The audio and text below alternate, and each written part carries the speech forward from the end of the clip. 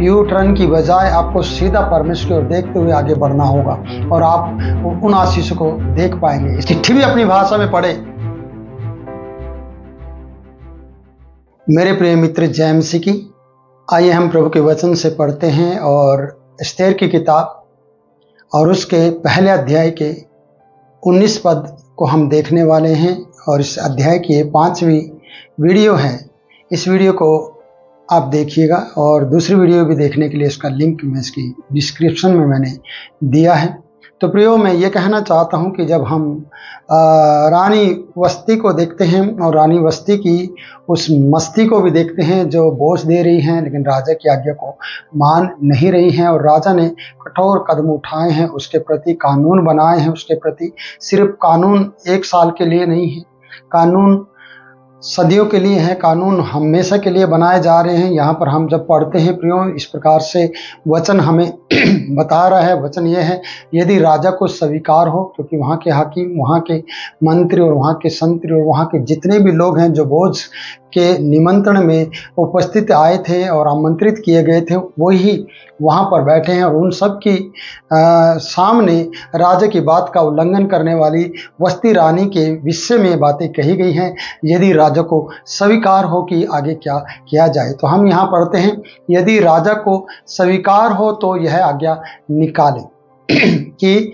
सलाह की गई है, सब कुछ रणनीति तैयार कर दी गई है और बताया गया है कि यदि राजा को आज्ञा स्वीकार हो हमारी ये बात, तो यह आज्ञा निकाले और फारसियों और मादियों के कानून में भी लिखी जाए, जिसको कभी बदल ना सके, कि रानी वस्ती राजा एक्सेर्स के सन्मुख फिर कभी आने ना पाए और राजा पटरानी का पद किसी और को दे दे और उससे अच्छी जो उससे अच्छी हो।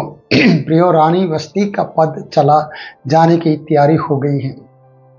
रानी वस्ती ने सोचा, आज मैंने इनकार किया है, कल चला जाऊंगी, आज मेरा मूड नहीं है और मैं कभी मूड होगा तो चले जाऊंगी। प्रियो, कई बार आपका मूड प्रार्थना का नहीं होता, कई बार आपकी चर्च जाने का मूड नहीं होता, कई बार आपका मूड ऑफ होता है, कई बार ऑन होता है। ऑन होता तो आपकी मनमर्जी है कि आप पार्टी में जाएंगे या चर्च जाएंगे, आराधनालय में जाएंगे या नहीं जाएंगे।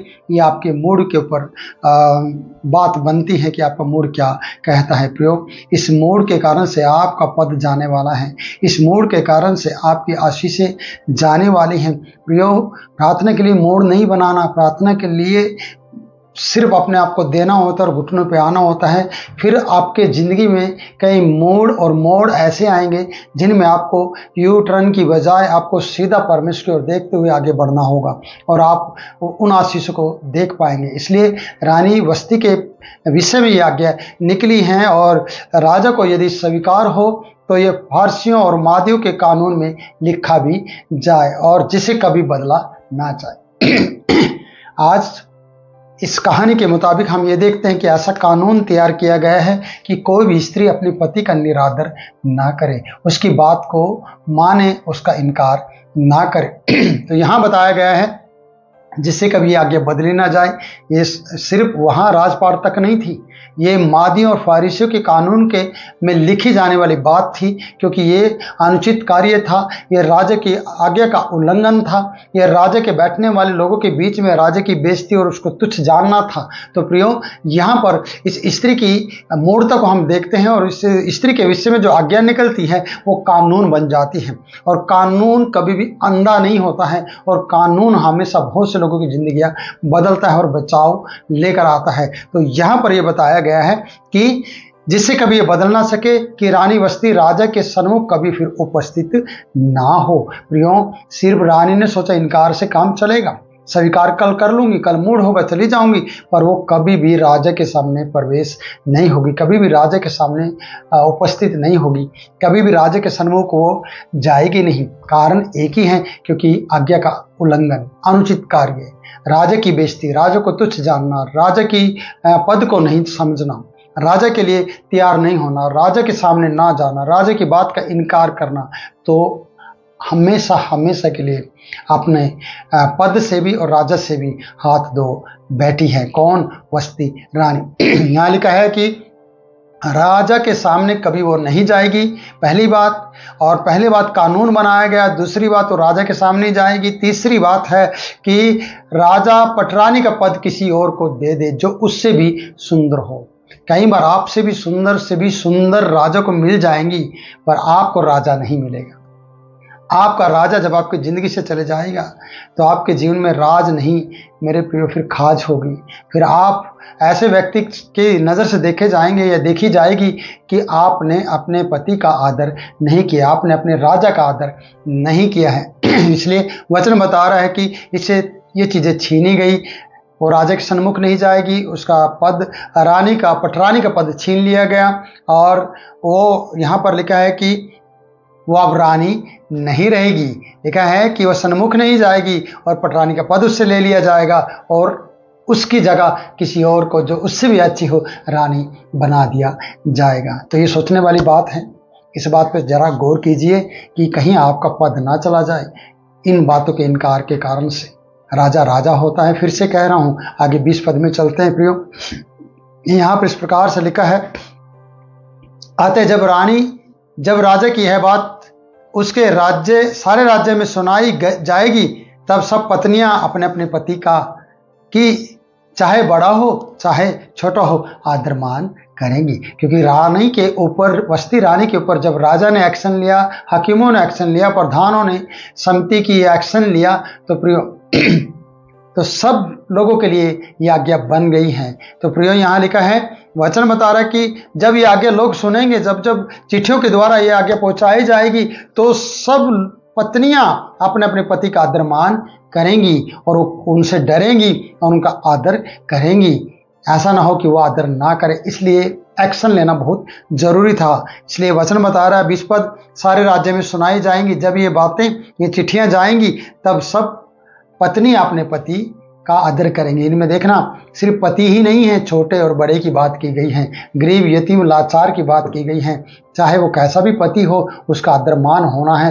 ये राजा की आज्ञा है। ये फारसियों और मादी की कानून में लिखी गई है और ये आज आपके लिए भी कानून है। जब आप वचन पढ़ते हैं तो मेरी बहन आपके लिए भी है कि आप अपने पति का आदर करें। तो मैं ये चाहूँगा, बड़ा है या छोटा है, धनी है या कंगाल है, उसमें पैसा है या नहीं है, वो किसी भी तरीके की ज़िंदगी जी रहा है, कोई बात नहीं, फिर भी आदर कीजिए और परमेश्वर आपकी मदद करेगा उसको अच्छा बनाने में, और प्रभु यीशु के नाम में वो अच्छा भी बन जाएगा। इसलिए आदर करना शुरू कीजिए और उन बातों को सहन करना सीखिए कि आपका पद बना रह सके। इसलिए यहाँ लिखा, छोटा बड़ा कोई भी हो, सबको वो आदर मान करेगी जब ये इस कानून को देखेंगी और ये बात सुनेंगी कि राजा का आदर ना करना रानी वस्ती के लिए कितना महंगा पड़ गया है और वो रानी के पद से उतार दी गई है। आगे किस पद पढ़ते हैं, पहले अध्याय का। यह बात राजा और हकीमों को पसंद आनी चाहिए और ये अच्छी भी है। और राजा ने ममुकान की सम्मति मान ली और अपने राज्य में, अर्थात प्रत्येक प्रांत के अक्षरों में और प्रत्येक जाति की भाषा में चिट्ठियां भेजी कि सब पुरुष अपने अपने घर में अधिकार चलाएं। देखिए, वो अधिकार नहीं चला रहा था, उससे वो बुला रहा था और मगन था और खुश था राजा। आज पतियों के लिए हुक्म चलाने के लिए कानून बनाया गया है। कानून यह है कि हर भाषा में चिट्ठी लिखी गई है, हर भाषा बोली जाए और अपने अपनी भाषा में अपनी पत्नियों को पढ़ के सुनाया जाए और समझाया जाए और उन स्त्रियों को बताया जाए जो आदर नहीं करती हैं। इसलिए जो आदर करती हैं प्रियो, आपको मेरी तरफ से एक थम्स जाता है कि आप आदर करते हैं और परमेश्वर आपको आशीर्वाद दे और आपकी ज़िंदगी बदले और खुश रखे और आपको अपने पति का प्यार मिले और उससे बढ़कर परमेश्वर को, आप दोनों को प्यार मिले और आपके प्यार के कारण से आपकी संतानें आशीषमय हो जाएं। तो प्रियो, यहाँ लिखा है कि सब पुरुष अपने अपने घर में अधिकार चलाएं। पुरुषों को अधिकार मिला है क्योंकि पहले राजा पुरुष का अधिकार पत्नी ने नहीं माना, वस्ती ने नहीं माना, और इस तरीके से अब हर एक गरीब हो या छोटा हो या धनी हो या कंगाल हो, सबको अपनी पत्नी पर अधिकार चलाने का अधिकार कानून मिल गया है, बना दिया गया है। इसलिए अपनी जाति की भाषा में वो बोला करें। ये भी नहीं कि पत्नी के ऐसे नहीं बोलना, ऐसे नहीं बोलना, वैसे ना ना ना, जैसा पति बोलना चाहे अपनी भाषा में, अपनी लोकल लैंग्वेज में वो बोल सकता है, क्योंकि यहाँ लिखा है घर में अधिकार चलाएं और अपनी जाति की भाषा में बोला करें। चिट्ठी भी अपनी भाषा में पढ़े और अपनी पत्नी को समझाया करे और अपनी पत्नी को पर अधिकार रखें। मैं ये कहना चाहता हूँ कि गलत तरीके से नहीं मेरे भाई, अगर आप ये वीडियो देख रहे हैं गलत तरीके से अपनी पत्नी को ना करें, उसके ऊपर ये अधिकार को उपयोग ना लाएं, बल्कि अच्छे तरीके से प्रेम के साथ और उसका आदर करते हुए। और पत्नियों के लिए बारे में मैंने बहुत कुछ बोल दिया है, और पत्नियों को चाहिए कि वो कानून जो है कि अपने पति का आदर करना है तो आदर करना है। तो प्रियो, आप अपने पद पे बने रह सकते हैं, नहीं तो आपका पत्नी का पद चला जाएगा और पद कोई और आपके जीवन में खड़ा होगा जिस पथ में आपको चलना होगा। तो इसलिए अपने अधिकार को ना खोए, पतियों को भी अपने अधिकार पे बना रहना चाहिए। अपने पत्नी की गुलामी ना करें, बल्कि अपनी पत्नी पर अधिकार चलाए, क्योंकि ये राजा का हुक्म है। आज हमारे प्रभु का हुक्म है कि अपने अपनी पत्नियों से प्रेम करो अपने समान। हे पत्नियों, तुम भी अपने अपने पति के अधीन रहो। जब हम इफिसियों की पत्री में पढ़ते हैं, और इफिसियों की पत्री में पढ़ने से आपको पता मालूम चलेगा कि वहाँ पर पत्नियों के बारे में और पति के बारे में लिखा है। तो दोनों के बारे में है प्रियो, दोनों को एक दूसरे का आदरमान करता है। यहाँ राजा की कोई गलती नज़र नहीं आती, वस्ती रानी की गलती नज़र आती है। इसलिए मैं वस्ती रानी के बारे में बोल पाया और राजा के बारे में बोल पाया हूँ। तो ये अध्याय हम यहीं पर समाप्त करते हैं। इस अध्याय के द्वारा आप जब ये 5 वीडियो देखते हैं तो आपको बहुत ऐसे परमेश्वर आशीषित करें। और अगले अध्याय में हम चलेंगे, नई वीडियो में नई बात करेंगे प्रभु यीशु की दया से, करुणा से महिमा करते हुए, ताकि आप भी उसमें बने रह सकें और उसकी महिमा करें। तो मेरी बहन, मेरे भाई, मेरे प्रिय लोगों, प्रभु आपको बहुत ऐसा आशीष दें और बने रहें, खुशियाँ मनाएं और बोझ करें और बोझ कराएं। प्रभु आपको आशीष दें। जय मसीह की।